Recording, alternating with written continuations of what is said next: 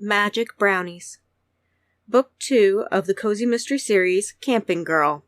Written by Josephine Bintema. Narrated by Josephine Bintema.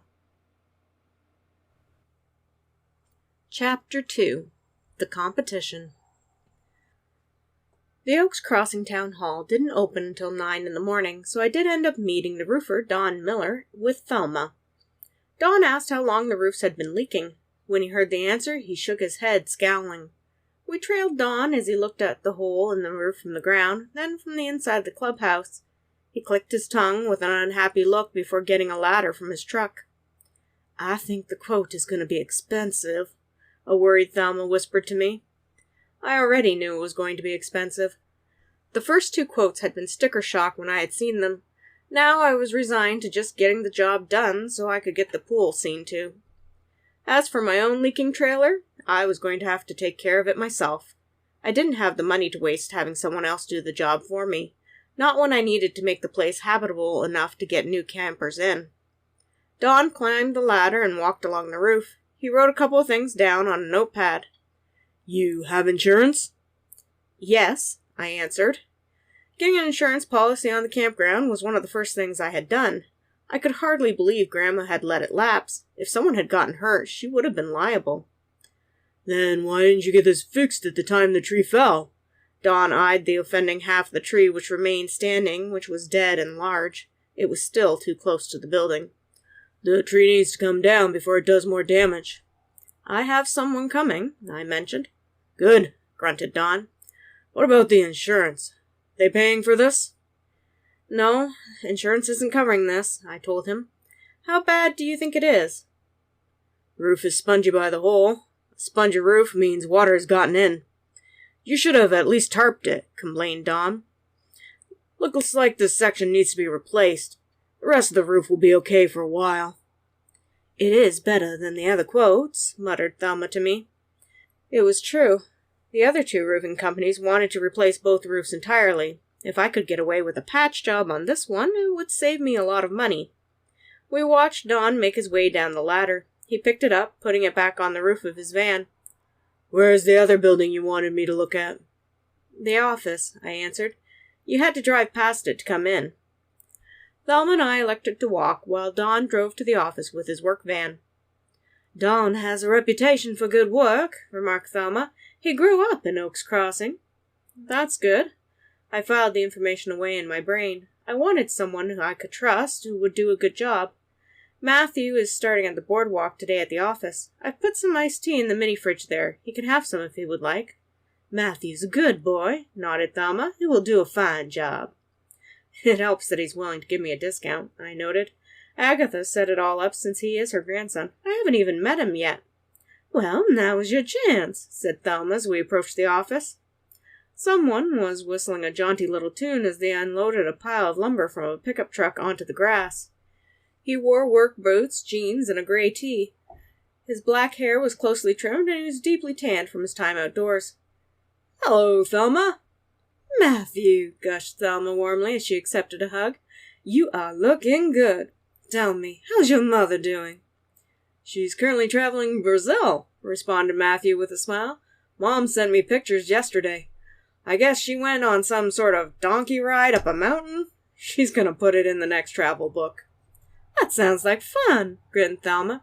"This here is Ivy Thurman. She's Jeannie's granddaughter and inherited the Happy Camper Resort." "Nice to meet you," greeted Matthew. I shook his hand, noting the strong grip and friendly face. He was quite cute.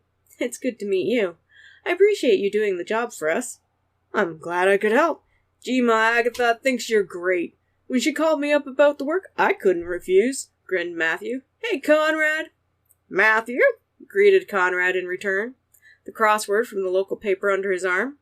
Conrad had taken over running the office at some point, and I continued to let him do it. "Fine weather today." "Perfect for getting some work done," agreed Matthew. "I'll have you a new boardwalk soon." "Sounds good," grunted Conrad as he juggled the keys to the office, unlocking the door. Don came down his ladder to join us. "Needs a new roof. Silver roof, too. I'll have to see if there's any damage to the trusses from the inside." "The office is unlocked now," I gestured to the door. "I think the attic has an access door in the ceiling." I'll check, answered Don as he pulled his ladder away from the side of the building. This one's going to be costly. My heart sank. I had known it, but had hoped he might have a different verdict than the other 2 quotes that I'd gotten. You better grab Molly and get going, mentioned Thelma as she gave me a pat on the shoulder. Town hall should be open soon. I'll look after everything here. Thank you, Thelma, I replied. I'll see you later, Matthew. Looking forward to it. He gave me a wave and then set about to unload more lumber. Thelma went inside the office, and I walked back to my camper to find Molly still in bed. Molly! I grabbed the covers, whisking them off her. Let's go! A complaining grumble happened as Molly blew a strand of blue hair out of her face. Too early. It's nearly 9, I protested. Get up, get dressed, get yourself fed. I'm taking Cookie and Cupcake for a short walk while I call the taxi. If you aren't ready to go by the time the cab gets here, I'm going alone. Drill sergeant, groused Molly. Reluctantly, she pulled herself out of bed and headed for the washroom. Come on, doggies. I clipped on Cookie and Cupcake's leashes, leading them out to have a quick walk while I called the taxi. Afterward, I dropped off the dogs to Herb, who was willing to dog-sit this morning, and returned for some baked goods. Morning, Herb. There are the little rascals, crooned Herb as he gave Cupcake and Cookie a rub. Taking the leashes, Herb straightened up. Morning, Ivy. The dogs and I are going fishing. I'll drop them back off at their trailer around noon if that works for you. That would be perfect, I smiled. I've got some macaroons if you would like them. Great! I love a good macaroon, grinned Herb. He clicked his tongue and set off down the trail. Come on, little buddies. I've got everything at the fishing hole already. We are going to have a peaceful morning. With a smile and a wave, I headed back to my trailer to find Molly drinking coffee in one of the Muskoka chairs on my small plot of land. I settled into the other chair. I could get used to this. Molly tipped back her pale face in the morning sun. It's relaxing to live out here. Like a permanent vacay. It was relaxing.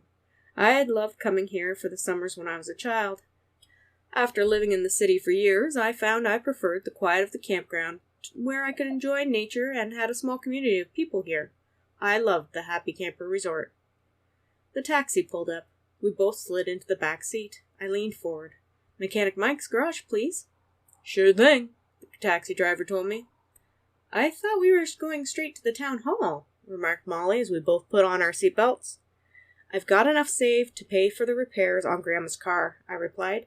I've already had it transferred into my name and gotten insurance. I thought we could pick it up on the way. Mike gave me until the 15th before he was going to start charging storage, and I want to have the car out before I incur even more costs. The 15th is tomorrow, responded Molly with surprise. You're cutting it a little close. I know, I sighed. However, I also had to make sure I had enough money to pay Matthew. I'm juggling a lot of bills.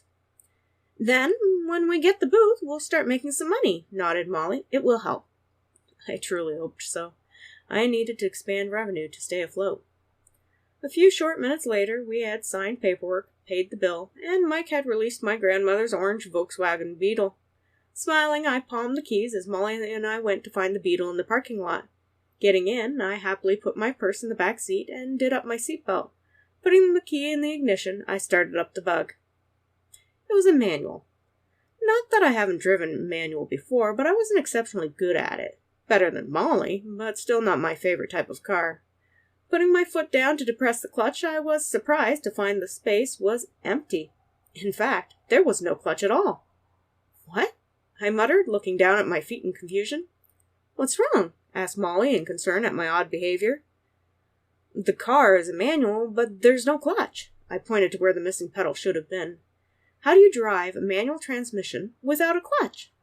Beats me, shrugged Molly. I shut off the car. I am going to ask Mike. A few minutes later, a laughing Mike told me it was a 3-speed semi-automatic, which meant I didn't need a clutch. All I had to do was lay off the gas when switching gears. He also cautioned it only had a 10-gallon gas tank, so I was going to be filling it up often. Thank you, Mike, I told him as I left the shop. Vintage cars were full of surprises. Getting back into the car, I was more confident, and we started down the road. What year is it? Wondered Molly as she looked over the vehicle. Late 60s or early 70s? I shrugged. I don't remember. As long as it drives, that's what's important to me. Pulling up in front of the town hall, I easily squeezed into a parking spot. Parking was going to be a breeze with this car. Soon enough, we were standing in a small lineup, waiting to talk to someone about the baking booth at the farmer's market. About 10 minutes later, we were first in line. "Next," a bored woman asked. "Hi," I greeted her. "My name is Ivy Thurman, and I saw this flyer for a baking booth at the farmer's market. I would like to apply for the booth." "Ivy Thurman, who owns the Happy Camper Resort?" she asked. "Yes," I answered in agreement. She rolled her chair over to the desk behind her, grabbing a thick envelope. Pushing on the desk, she rolled back to me. "I was gonna mail this, but since you're here, you can take it with you. The applications for the farmer's market are to your left. Because we have so much interest in the booth, we have organized a bake-off." "A what?" questioned Molly as I dug through the thick envelope I had been given. "A bake-off," the bored woman responded. "You bring in a tray of goodies you baked, all in sample size. The mayor and town councilors are going to do a taste test. Whoever's baking they like the most will get the booth. All the details are on this paper. However, you need to fill out the form. Paperwork is due by lunch today, and the bake-off is tomorrow." "Tomorrow?" I looked up from the business license renewal permits and other paperwork she had handed me. It all looked awfully expensive. "Yep. Bring in the goods at 9 when we open. Tape your name to the bottom of the tray so no one will see it until the very end. We are having a blind taste test," she explained. "Then we had better get baking," murmured Molly. Are all of these necessary?" I pointed to the envelope full of forms and fees. "If you want the Happy Camper Resort to continue as a business of Oaks Crossing, then yes, they are necessary." She gave me an unenthusiastic, forced smile. "You have until the end of the month to get those back to me." "Thanks," I muttered. "Next." She looked at the people behind us. Molly and I moved to a small waiting area to look over the application for the food booth. Taking out a pen from my purse, we filled in the necessary details. "They want a deposit," noted Molly. "I hope the deposit is refundable," I sighed, writing out a check. "When did you become such a cheap person?" Molly wrinkled her nose at me. I laughed. "When the town council handed me about $5,000 worth of paperwork." "Wow!" A shocked Molly grabbed the envelope, sifting through the papers. "It's expensive to run a business," I admitted. "More expensive every time I turn around. I need to start making revenue if I'm going to keep the Happy Camper Resort afloat." "Don't worry," Molly shoved the papers back in the envelope. "I'm here to help, and we are going to make this happen. Let's just submit this first, then deal with the next steps." I stood up with the paperwork and got in line. Soon enough, we were back to the bored clerk who called us over. "Here it is, all filled out for the booth at the farmer's market," I told her. "Is the deposit refundable if we don't win in the tasting contest?" "Yes." She put the paperwork in a file. "We have over 50 entries." 50 entries? For a baking booth? I exclaimed. "Doesn't it seem a little excessive?" She shrugged. "Apparently, some big food critic from the baking channel on television is going to visit our town next week to sample local cuisine. It's rumored she's going to the farmer's market as well. So people are lining up in a bid to get famous." "And they're all going to fail," predicted a beefy voice from behind me. Molly and I turned to see a short man in a chef jacket which stretched over his doughy frame. "How do you figure?" asked Molly in a slightly edgy tone. "I'm the owner of the Tasty Treats Bakery," he boasted. "I'm going to win. Wow Fergie, and win the cookbook deal with her." "Fergie? From Fergie's Fiery Kitchen?" I asked in surprise. I heard she was doing a tour of America, looking for a great baker to co-author a cookbook. "It's gonna be me co-authoring the book," he insisted. "Bart Baker of the Tasty Treats Bakery."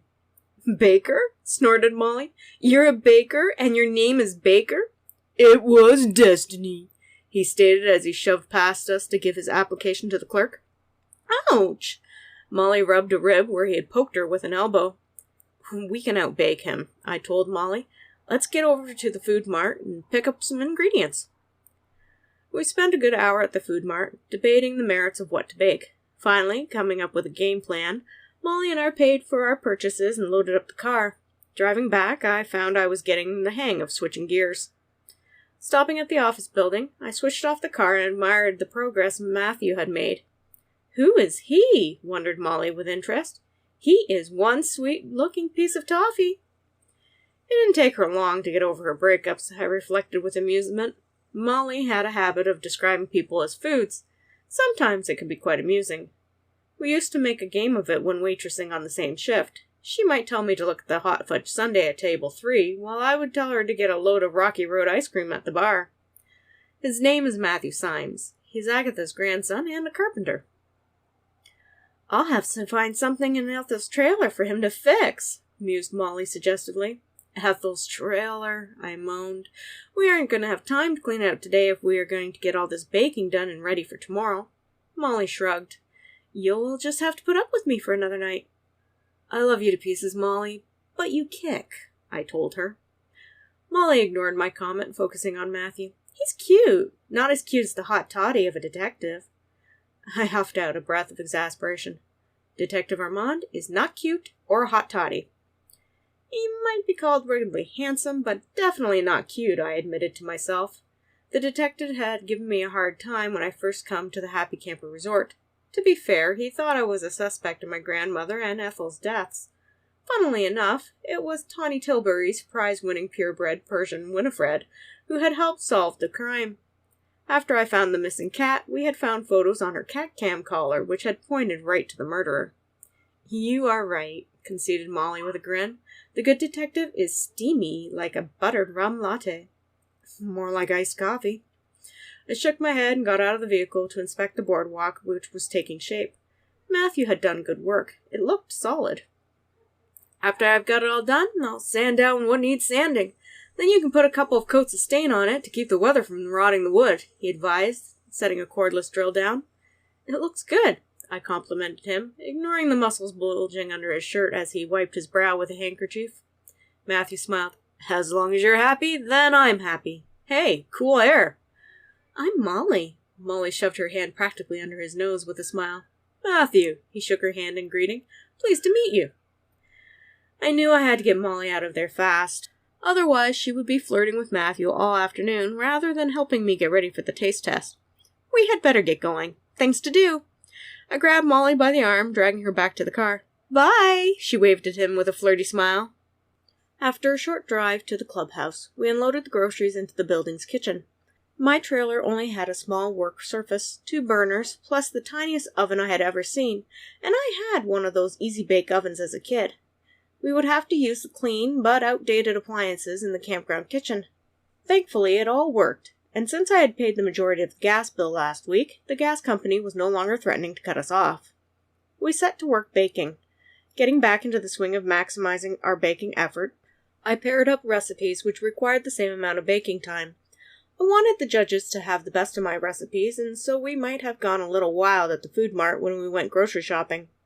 Looking at one of my best recipes, which everyone who had ever tried it loved, I realized we were missing an ingredient. "Fresh raspberries," I groaned. "Huh?" Molly looked up from her mixing bowl and whisk. "What's the matter?" "I'm missing fresh raspberries," I told her.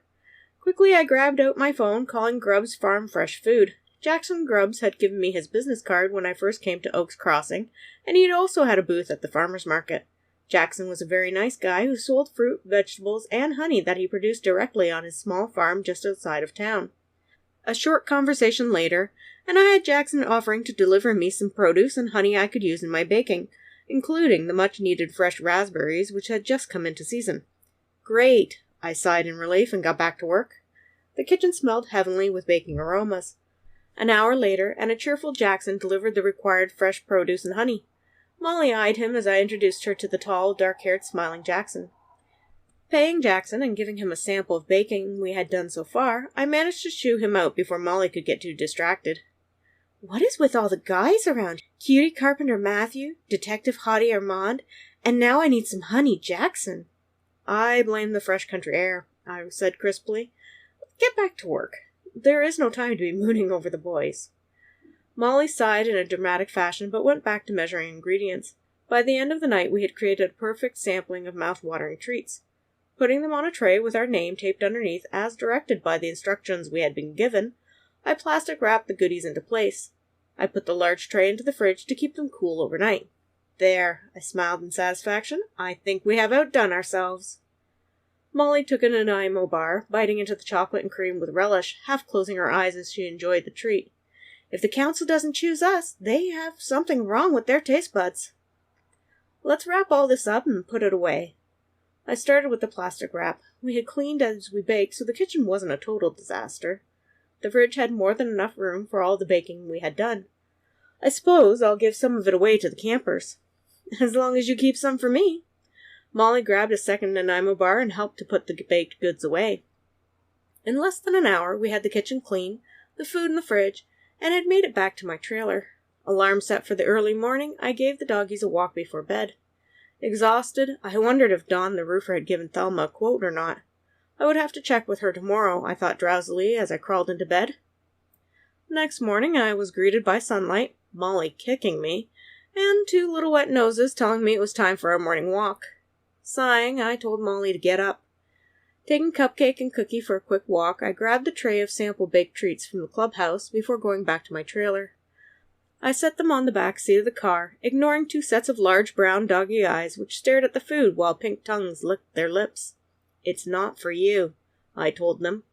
Maybe I could bake them up some organic dog treats sometime, I reflected. However, extra baking would not be today. Molly and I grabbed a quick toast for breakfast before heading to the town hall. There was a lineup of people dropping off trays of baked goods. Wow, it is a lot of competition, observed Molly. This is crazy, I commented as the line moved slowly forward. Once again, we were greeted by the board clerk who took our tray, noting it was labeled on the bottom with our name and application number. She set it in a boardroom where I could see a lot of other trays stacked full of goodies. Do you need anything more from us? I asked nervously when she returned. Nope, she dismissed us, turning to the person after us in line. Next! Molly and I were just about to leave when we heard a commotion. Bart Baker pushed his girth forward through the crowd, carrying a tray. He pushed it into the hands of the clerk. Here's the best tray of baking. You might as well all go home now. I'm Bart Baker of the Tasty Treats Bakery, and I'm winning this competition. Molly and I looked at each other in disgust.